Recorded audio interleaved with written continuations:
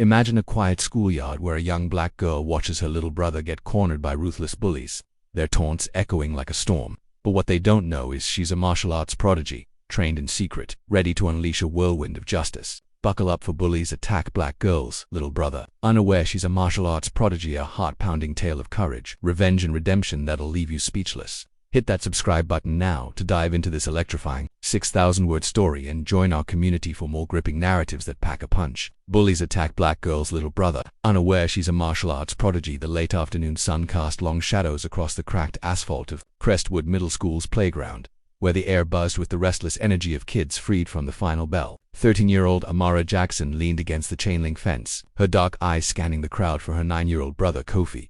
Her braided hair swung gently in the breeze, and her worn sneakers tapped an impatient rhythm. Amara was no stranger to the rhythm of this place, the laughter, the shouts, the occasional shove that marked the unspoken hierarchy of middle school. But today, something felt off. The air was too still, the chatter too hushed. Her gut twisted, a warning she'd learned to trust from years of navigating spaces where she and Kofi often stood out as the only black kids in a mostly white suburb of Ohio. Kofi was small for his age, with a bright smile and a habit of carrying a tattered sketchbook everywhere.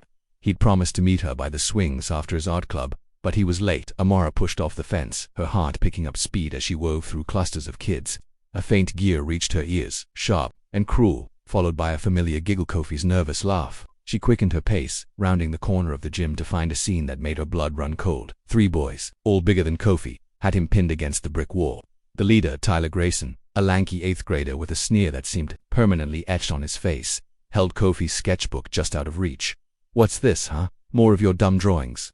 Tyler taunted, flipping through the pages before tearing one out. Kofi lunged forward, his small hands grasping at air, but another boy, Jake, shoved him back. The third, Ethan, laughed, his phone raised to record the humiliation. A small crowd had gathered, some kids snickering, others looking away but doing nothing to stop it. Amara's fists clenched. She'd seen Tyler and his crew before, self-proclaimed kings of the school who targeted anyone they deemed weak. Kofi, with his quiet nature and love for art, was an easy mark. But Amara wasn't just any big sister. Hidden beneath her oversized hoodie and reserved demeanor was a secret she'd kept for 3 years. She was a martial arts prodigy, trained in Brazilian Jiu-Jitsu, Muay Thai, and Taekwondo by her uncle, a former MMA fighter. She'd promised him to use her skills only for self-defense. But watching Tyler dangle Kofi's dreams like a trophy, something inside her snapped. "Put it down, Tyler," Amara said, stepping forward. Her voice was calm, but there was steel in it. The crowd parted, and Tyler's eyes flicked to her, his smirk widening. "Oh look, it's the big sister to the rescue. What are you gonna do? Cry about it?" He tore another page from the sketchbook, letting it flutter to the ground. Kofi's eyes welled up, and Amara's vision narrowed. She could hear her uncle's voice in her head. "Control your anger, Amara. Power without discipline is chaos." But discipline felt like a distant concept when Kofi's trembling voice whispered, "Amara, please." Before she could act, Jake shoved Kofi again, harder this time, and the boy stumbled, scraping his knee on the asphalt. The crowd gasped, but no one moved. Amara's heart pounded, her training kicking in like muscle memory. She stepped closer, her stance shifting subtly, feet angled, weight balanced. Tyler noticed his smirk faltering for a split second. "What? You gonna fight me?" he scoffed, but there was a flicker of unease in his eyes. Amara didn't answer. Instead, she moved, swift and precise, closing the distance in 2 steps. When Tyler swung the sketchbook at her mockingly, she caught his wrist, twisting it in a jiu-jitsu hold that forced him to his knees with a yelp. The crowd gasped again, louder this time.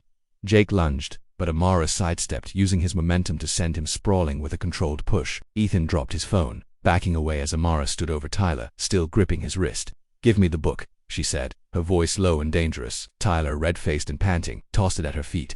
She released him, picking up the sketchbook and handing it to Kofi, who clutched it like a lifeline. The crowd was silent now, the air thick with shock. Amara helped Kofi up, ignoring the stares, and led him away. But as they walked, she knew this wasn't over. Tyler's humiliated glare burned into her back, and she could feel the weight of what she'd just done. She'd exposed her secret, and in a place like Crestwood, secrets didn't stay buried for long. The next morning, the school buzzed with whispers. Amara's takedown of Tyler had spread like wildfire, exaggerated with each retelling. By lunch, kids were calling her Karate Girl, and some even asked her to teach them moves.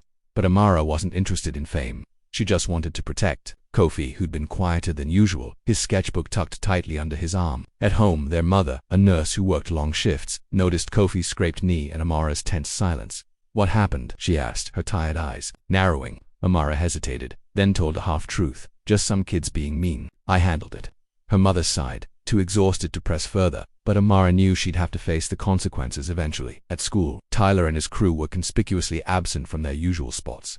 But Amara wasn't naive enough to think they'd given up. She'd humiliated them, and boys like Tyler didn't let that slide. Her suspicions were confirmed after school when she spotted Jake lingering near the bike racks, his eyes darting nervously. She told Kofi to wait by the front gate and approached Jake alone. "What's Tyler planning?" she asked, her voice steady. Jake flinched, then muttered, "You messed up, Amara. He's pissed. Watch your back." Before she could press him, he bolted. That night, Amara lay awake, replaying the playground scene. She'd acted on instinct, but had she gone too far? Her uncle had taught her that martial arts were about discipline, not vengeance, but the line felt blurry now. Kofi's small voice broke her thoughts as he crept into her room, holding his sketchbook. "I drew you," he said, showing her a page with a fierce, caped figure labeled Amara the Protector. Her heart swelled, but so did her resolve. She couldn't let Tyler or anyone else hurt Kofi again. The next day, trouble found her faster than she expected. As she and Kofi walked home through the park, 4 figures emerged from the trees: Tyler, Jake, Ethan, and a new face, a hulking kid named Marcus, who'd been suspended last year for fighting. Tyler's smirk was back, but it was colder now. "More dangerous. You think you're tough, huh?" he said, cracking his knuckles. "Let's see how you do against all of us." Kofi froze, clutching Amara's arm, but she gently pushed him behind her, her body shifting into a fighting stance. The fight was chaos. Marcus charged first, swinging wildly, but Amara ducked, using his size against him with a taekwondo spin kick that sent him stumbling.